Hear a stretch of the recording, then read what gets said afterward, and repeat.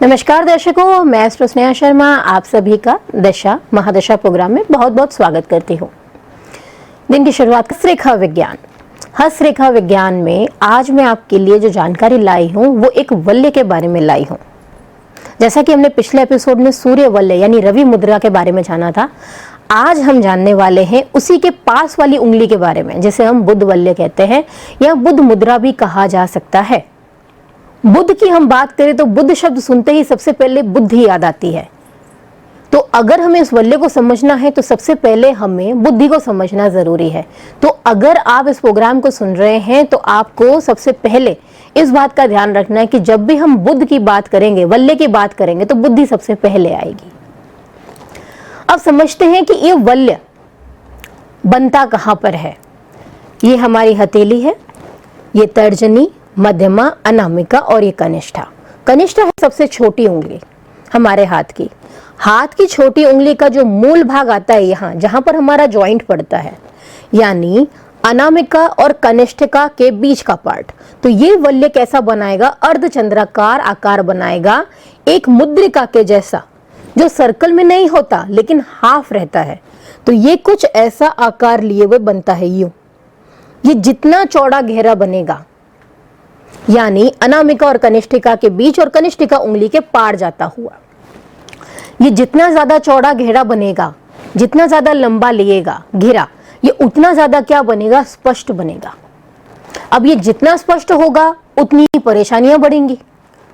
वल्य कोई भी हो, चाहे वो बृहस्पति वल्य हो, चाहे वो शनि वल्य हो, चाहे वो सूर्य वल्य हो, चाहे वो बुध वल्य हो, कोई भी वल्य हथेली में शुभ नहीं माना जाता।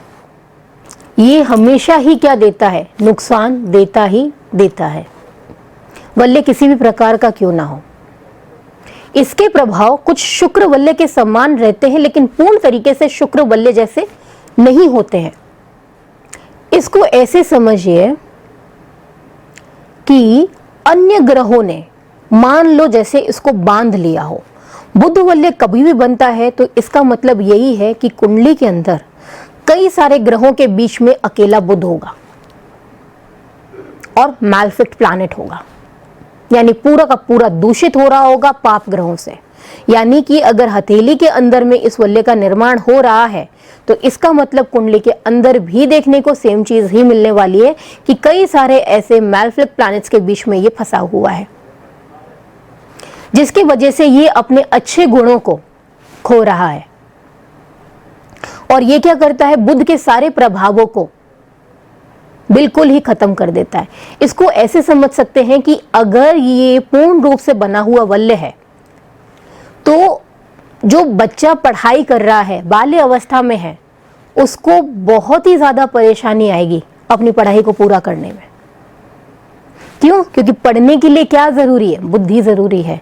पूरा पूरा कॉन्सेंट्रेट होके पढ़ना जरूरी है और वो चीजें याद भी रहना जरूरी है। खाली पढ़ना काफी नहीं है, पढ़ने के साथ साथ उसको याद रखना भी जरूरी है। ये वो सब कुछ कमजोर कर देगा वल्य। यानी कि जो बच्चा है वो पढ़ नहीं पाएगा। मान लो पढ़ भी रहा हो, जैसे तैसे करके वो पढ़ भी ले, उस चीज को याद नहीं रख सकता। उसकी ग्रास्पिंग पावर कमजोर हो जाएगी। उसको एक ही चीज को कई गुना बार समझाना पड़ेगा, तब भी शायद उसे वो समझ में ना आए। यानी इतनी मुश्किल हो जाती है। मान लीजिए अगर कोई व्यक्ति बिजनेस कर रहा है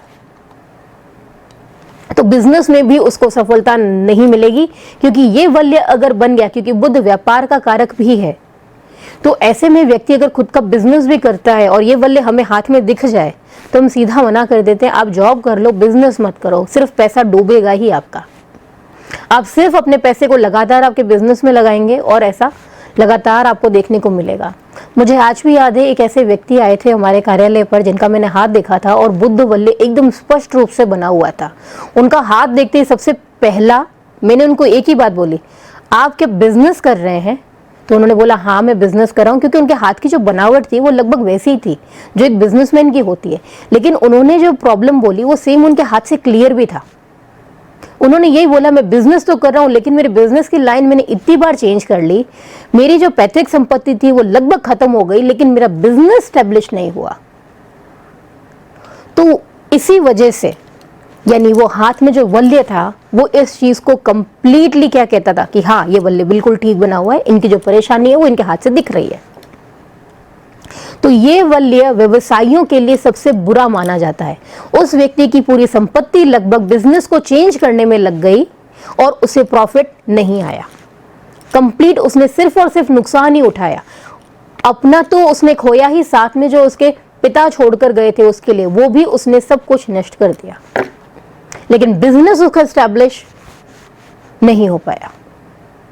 तो ऐसा होता है बुद्धवल्य, जो सबसे ज्यादा समस्याएं देता है। कहां पर? व्यवसायियों को। बचपन में बात करें तो शिक्षा में दिक्कत, व्यक्ति अगर कहीं नौकरी कर रहा है तो ठीक है, जॉब वाले प्रॉब्लम नहीं आएगी इतनी, लेकिन अगर खुद का बिजनेस कर रहा है तो दिक्कत देगा। और यहां पर एक और समस्या देखने को मिलती है, वो ये है कि निर्णय क्षमता कमजोर हो जाती है। व्यक्ति निर्णय यहां ले ही नहीं सकता, हर वो डिसीजन लेगा जो उसके ऊपर ही भारी पड़ जाए। एक प्रॉब्लम इस वल्य की और होती है, अच्छे गुण तो होते ही नहीं है इस वल्य के, लेकिन बुरे में कई सारे गुण देखने को मिलते हैं, लेकिन हाथ के अनुसार परेशानी जो होती है वो बदल जाती है। व्यक्ति की निर्णय क्षमता कमजोर, भावुकता अत्यधिक होती है, किसी पर भी बहुत ही जल्दी भरोसा कर लेगा। बहुत जल्दी मतलब बहुत जल्दी, यानी किसी व्यक्ति से अगर थोड़ी देर भी बात कर ले तो उसे लगेगा ये व्यक्ति मेरे लिए बहुत ही अच्छा है, और सामने वाला व्यक्ति उन्हें चीट करेगा अपने स्वार्थ सिद्धि के लिए। क्यों? क्योंकि ये क्या करते हैं? ब्लाइंड ट्रस्ट करते हैं, इसी वजह से अक्सर धोखा खाते हैं।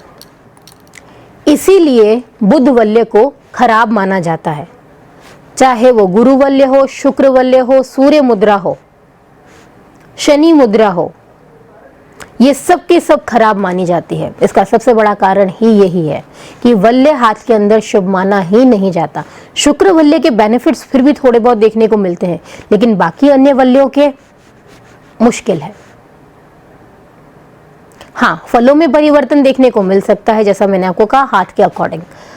आपकी भी ऐसी कोई समस्या है, आप भी अपने बारे में जानना चाहते हैं, तो आप हमसे हमारे कार्यालय पर संपर्क कर सकते हैं। हमारा पता है MGH रोड, कांग्रेस कार्यालय के ठीक सामने, दशा महादशा ज्योतिष वास्तु सेवाएं।